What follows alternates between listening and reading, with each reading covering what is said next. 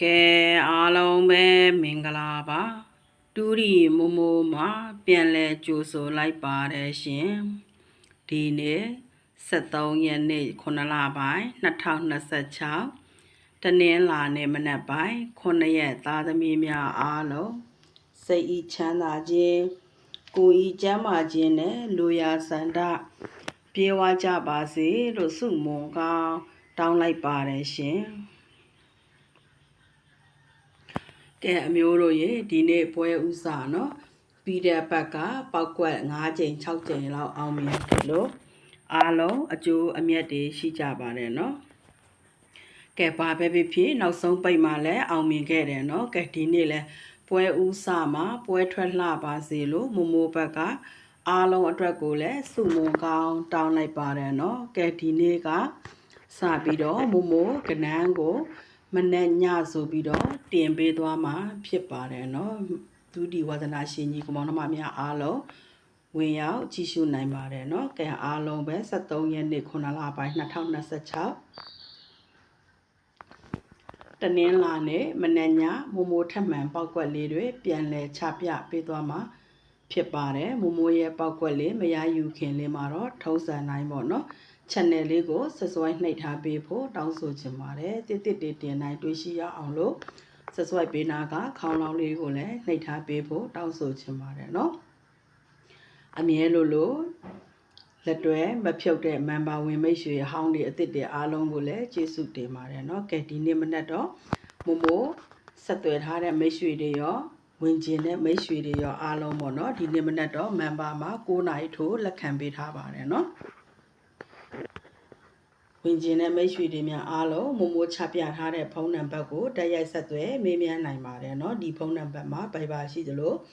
Voice အကောင့် KB အကောင့်လည်း2ခုလုံးရှိပါတယ် Viber သုံးတဲ့မိတ်ဆွေတွေအတွက်ကိုငွေလွှဲပြီးရင်အဓိကငွေလွှဲထားတဲ့ပြေစာစလစ်လေးတော့ Viber ကနေပို့ဆောင်ပေးထားကြပါလို့လည်းပြောချင်ပါတယ် Viber မသုံးတဲ့မိတ်ဆွေတွေအတွက်ကိုလည်း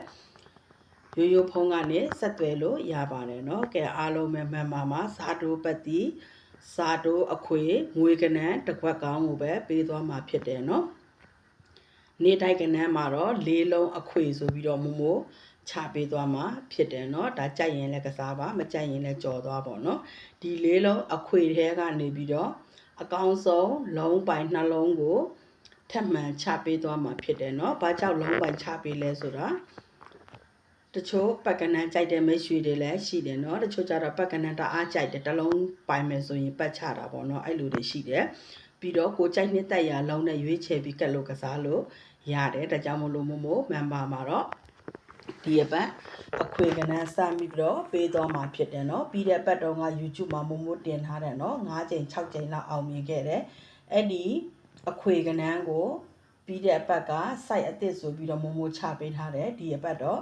မို့မမမှာခွေကနန်းတွေပေးဆောင်သွားမှာဖြစ်တယ်เนาะအောင်မြင်မှုတွေတော့ပြီးတဲ့ပတ်ကတော်တော်လေးရှိခဲ့တယ်เนาะပြီးတော့ member ဝင်ထားတဲ့မိတ်ဆွေတွေတချို့ကြတော့ထိတ်စီးကြိုက်တယ်လေထိတ်စီး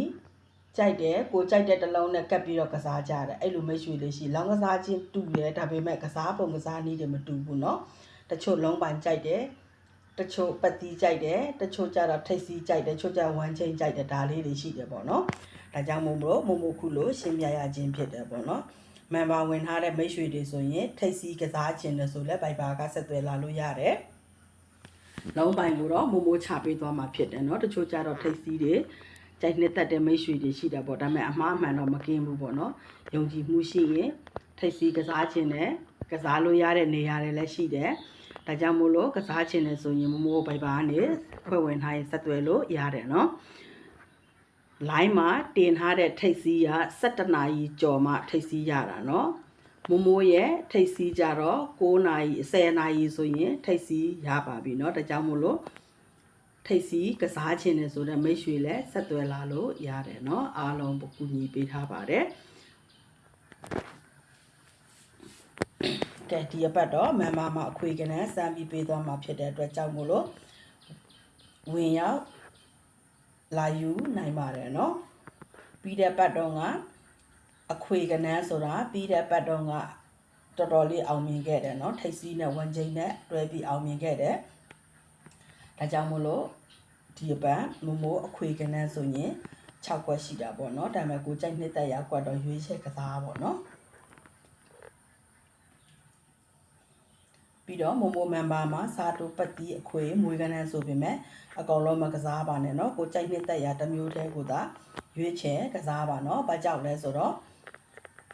တစ်မျိုးထွက်ပြီးမှတစ်မျိုးကစားပါနော်နှစ်မျိုးလုံးကစားသုံးမျိုးလုံးကစားမယ်ဆိုရင်တော့ပေါက်ရင်လည်းပေါက်ရှုံးမယ်နော်ဒါပေမဲ့မွေးကနန်းကတော့တစ်ခွက်ပဲဖြစ်တဲ့အတွက်ကစားနိုင်ပါတယ်နော်ကဲအားလုံးပဲဒီနေ့မမိုးရဲ့ပောက်ကွက်မှာကတော့တနေ့ကုန်စာပောက်ကွက်ပါနော်မမိုးလည်းကိစ္စလေးတွေရှိတဲ့အတွက်ကြောင့်မလို့မနေ့ညကနန်းကိုမတင်ဖြစ်တာပါတနေ့ကုန်စာဆိုပြီးတော့အကွက်စင်ပြီးတော့ချပေးထားတယ်တကယ်လို့များမမိုးနောက်ထပ်နေတိုက်ကနန်းပဲပြန်လဲချပေးသွားမယ်เนาะအခုကတော့လုံးဝအချိန်မရတဲ့အတွက်ကြောင့်မို့လို့ပေါ့เนาะကဲအားလုံးပဲမမိုးရဲ့ပောက်ကွက်မှာ301 306ခွန်9 51 5659 305 309 300ခွန်5ခွန်ခွန်1ခွန်6เนาะကဲအားလုံးမမိုးရဲ့ပောက်ကွက်မှာတော့တနေကုန်စားပါเนาะတကယ်လို့မနေ့မထွက်ခဲ့ရင်လည်းညနေပြန်ကစားလို့ရတယ်မနေ့ထွက်ပြီးဆိုရင်လည်းညနေပြန်ပြီးကစားလို့ရတယ်เนาะတကယ်လို့မနေ့ထွက်ပြီးဆိုညနေရှော့ပြီးတော့ကစားပေါ့เนาะတကယ်လို့မနေ့ပိုင်းမထွက်ဘူးဆိုရင်လည်းညနေပိုင်းတင်းပြီးကစားပေါ့เนาะအားလုံးပဲမမိုးရဲ့ပောက်ကွက်များအကြိုက်ချင်းတူမှကစားပါကြိုက်ချင်းမတူရင်လည်းကိုယ်စိတ်တိုင်းကြရွေးချယ်ကစားလို့ရတယ်လို့ကြော်သွားလို့လည်းရပါတယ်เนาะကြိုက်မှကစားပါမကြိုက်ရင်ကြော်သွားပါเนาะကဲအားလုံးပဲဒီနေ့တနေ့ကုန်မမိုးရဲ့ကီးနဲ့အပီးကတော့ဘာတွေဖြစ်မှလဲဆိုတာအတူတူလိုက်ပြီးကြည့်ကြရအောင်เนาะပြီးတဲ့ဘက်ကလည်းကီးနဲ့အပီးမှာတော်တော်လေးအောင်မြင်ခဲ့ပါတယ်เนาะကဲဒီနေ့တော့အားလုံးမမိုးတနေ့ကုန်စားဆိုပြီးပောက်ကွက်တွေချပေးထားတယ်ပေါ့เนาะတကယ်လို့မနေ့ညနေတိုက်ကနန်းတွေကစားခြင်းနဲ့ဆိုရင်ပိုက်ပါကနေဆက်သွယ်လာလို့ရပါတယ်เนาะဒီမနေ့9နာရီထိုးထိဖွဲ့ဝင်လက်ခံပေးထားပါတယ်ကဲအားလုံးပဲမမိုးရဲ့နေကုန်ကီးနဲ့အပီးက301 569တဲ့เนาะ301 569ကီးနဲ့အပီးဖြစ်တဲ့အတွက်လိုအပ်ရင်3ပါမလိုအပ်ရင်ကြော်သွားပါเนาะကဲအားလုံးပဲမမဝင်ခြင်းနဲ့မိတ်ဆွေတွေမမိုးဒီမနေ့9နာရီထိုးလက်ခံပေးထားပါတယ်မမိုးဖုံးဆက်သွယ်လာလို့ရတယ်เนาะပတ်တီးတီးတန့်ကစားတဲ့မိတ်ဆွေတွေကိုလည်းဆက်သွယ်လာလို့ရပါတယ်เนาะကဲအားလုံးပဲတင်းင်းလာနေမနေ့ညအားလုံးကံကောင်းကြပါစေရှင်